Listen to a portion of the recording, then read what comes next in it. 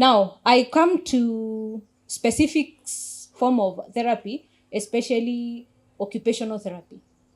Occupational therapy will take, like I said, we take an individual as a whole.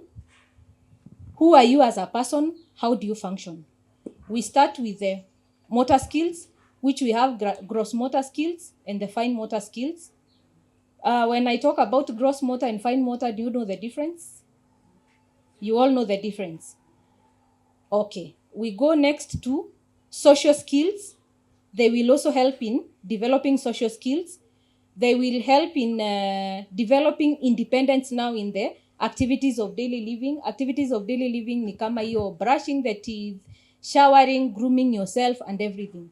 Remember we said at the end of the day, we want an individual who is as independent as possible. Someone who can be on their own, they can live their life. As much as they need your assistance, they just need it up to some level. See ile like lazima aoshwe, lazima apelekwe choo, lazima, you see, those basic things they can do for themselves. That is what we look at. We have also sensory integration therapy. As OTs, we do it up to some level, but we have specific people who will do sensory integration therapy who are specifically trained for that. But with your occupational therapist, there are several things that you can do to address sensory issues. Because majority of, not even majority, all children with ASD, and correct me if I'm wrong here, every child with ASD or autism spectrum disorder has sensory integration issues. But not every child with sensory integration issues has diagnosis of autism. No. So as long as you have that ASD diagnosis, you have to address the sensory issues, whether you like it or not. And we said, look at it, let's even not use hospitality terms and medical terms and everything. Here we are seated. Kila mtu amesikia, si ndio? How loud is it? It's average. We can all look around and we are seeing whatever things that are around us. You can see kuna the paintings, kuna these plants and everything. What do I want to mean is we interact the environment, whether neurotypical or neurodivergent, we all interact the environment through senses. So as long as our senses are not at par, we will never be calm, we will never sit down, we will never learn, because assuming we are here and there is a very loud music, what will happen? Everyone, depending na level yenye unaweza vumilia, kila mtu atakuwa. So somehow, some way, that's why nimesema depending on the level yenye unaweza vumilia. There are some who will be upset, there are some who will have like, they'll be closing or trying even to go away because you cannot stand that music, and there's someone who will be dancing. But would we be having this calm environment? No. So that is exactly what happens in the world of the autistic children. Just because you come here na unaweza judge useme hiyo music si loud, do not assume to them that music is not loud. Because the way they interpret the senses in their brain and the way we do is very, very different. They are either on the very high side or on the lower side. I can lift my hand with my eyes closed na nijue mkono yangu iko wapi. We assume things, some things are very obvious, but to them or to a neurodivergent child, unaweza mfunga hiyo macho, muulize hiyo mkono iko wapi, they will have to use their eyes to see. They cannot feel it in their brains. So, sensory integration therapy is very, very necessary. And as much as the word sounds that big, it's not big. We come back again to our normal way of life. You've had even the neurotypical children growing up. Unapata mtoto amejismea mafuta. Did you ask yourself why?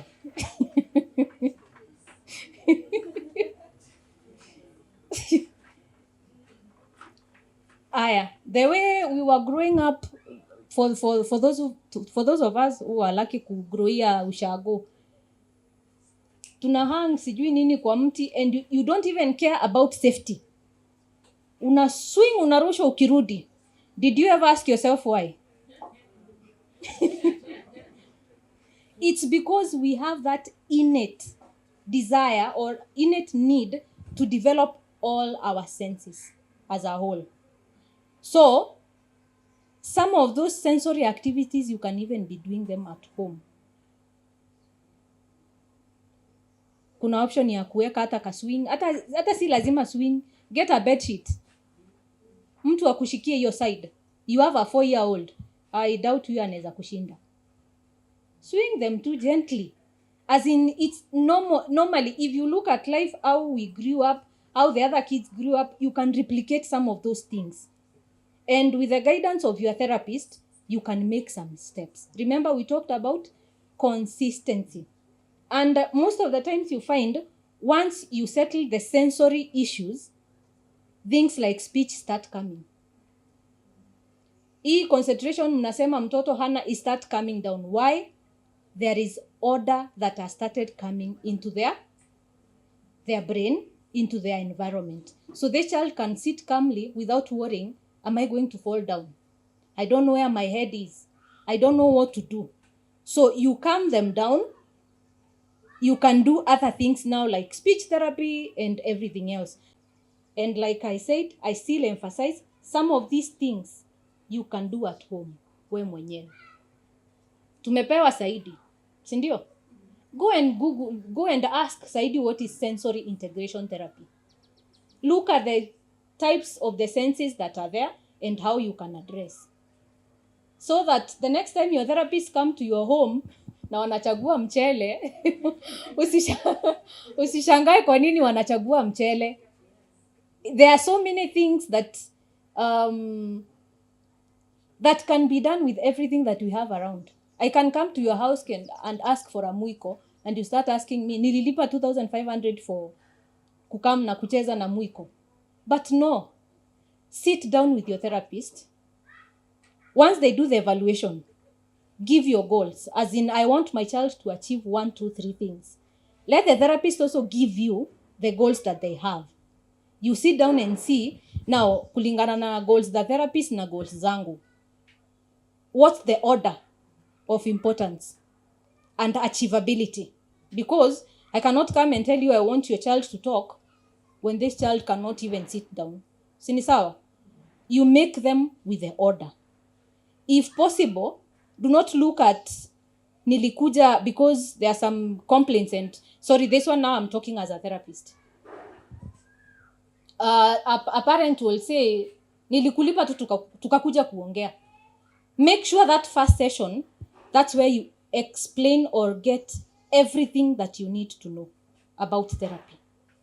Like the needs your child, ikiwezekana what they will use to achieve that. Because the danger of allowing this therapist to start when you don't even understand what they are doing, they will come start rolling in on your carpet and you start wondering, sasa hii ni utoto gani? And at the end of the day, si utoto. There's something we are aiming at. So, can you get clear explanation? What is this you're doing? What are you aiming at achieving? How are we going to move from this to the next? Like she said, therapy is stage-based. Once now we have achieved, you can sit down, you can write. What next? At the end of the day, Rome was not built in one day. So I cannot expect to say 1 year, I've made an independent person who can go to the supermarket. Remember, we said it's independence. We are looking at the child. If this parent is not there, can they at least go to the shop, buy milk, come and make a cup of coffee or a cup of tea, drink, and they are okay as they wait for the parent to come back? So can we achieve that in 1 year? It is not practical. Especially if the child is around 4 years. I cannot start taking a 4-year-old to the kitchen. But these are skills that they need to learn. So, one more thing that I'm going to say to you now, parents. One, and this has been repeated by the people who have talked before me. One and the most important thing is you are your child's advocate. You are the one to stand for your child, because assuming, like for example, Diana talked about her daughter speaks loudly because she's hard of hearing. Now, you have your child here whom you are ashamed. The world already is judging this child. Sawa sawa. And now you as a parent, you do not want, or ongea pole pole. What are you doing to this child? What are you telling this child? The world has rejected you, and me as a parent, I have also rejected you. What does that do to this child's self-esteem? So no matter how many sensory integration therapies you do, occupational therapies you do, as long as you messed with the person, the inner person in this child, there is nowhere you're going to go. Because whatever rings in their mind, it's not, Mom, I can't do it. I know I cannot. I know I'm not accepted. I know I'm rejected. So it is you to be the first person to stand for that child. Hiyo ni kitu ya kwanza. Ya pili, even if I come as a therapist and I tell you we are working towards independence, when you as a parent, you cannot see that independence, we are not going anywhere. Why? I will come and tell you this child needs to learn to we start with basic things. Umekunywa chai, take the cup to the kitchen. But you think ni mtoto, aelewi, so we cannot train them. So I am training independence. The 23 hours you remain with this child, what happens? You undo whatever I did. So depending on the children and how they take it, some of them you will come and they know, wewe ni ule mwenye ananiforcingi kufanya vitu zenye sijisikii. Na nikibaki, I'm given the freedom to be myself. So the moment that child hears my knock, and I told you, they know, kama therapy ni ya Thursday, wewe mwenyewe unafikiria haujui, they know that day and they know the time I am coming. I have had an experience of a child, I would ring the bell in the morning, hajaona sura yangu, anaanza kulia. Analia kwa nini? Nenda kumtoa kwa screen. So if you undo that, whatever that has been done, we are not going to make any progress. So kindly stand for your child and walk the journey with your therapist. Get to understand what is being done to your child. As much as utaona zinakaa ni vitu hazieleweki, do not dismiss by seeing ni vitu hazieleweki. Seek to understand. Tafadhali, seek to understand what is happening. And I think when we do that and we continue praying, and as much as we know these cases are not as a result of who was cast by who, sijui nani alirogwa na nani, no. It is a situation like any other. If we do our part, it's doable. Kama kuna watu wanaambiwa get a life right now, it's doable and it is possible. It is for you, the parent, to believe in the child, put the effort that you can, do your part, let the therapists do their part, involve the teachers even also in the journey, because again, itafika point kama huyu mtoto wako anaenda shule, still again, we cannot afford whatever you, the parent and the therapist are doing, being undone in school. And sometimes they don't undo it because they know, it's because they don't understand. So have your therapist sit with the teachers. Let them explain what they can explain. And with that, I think I'm done.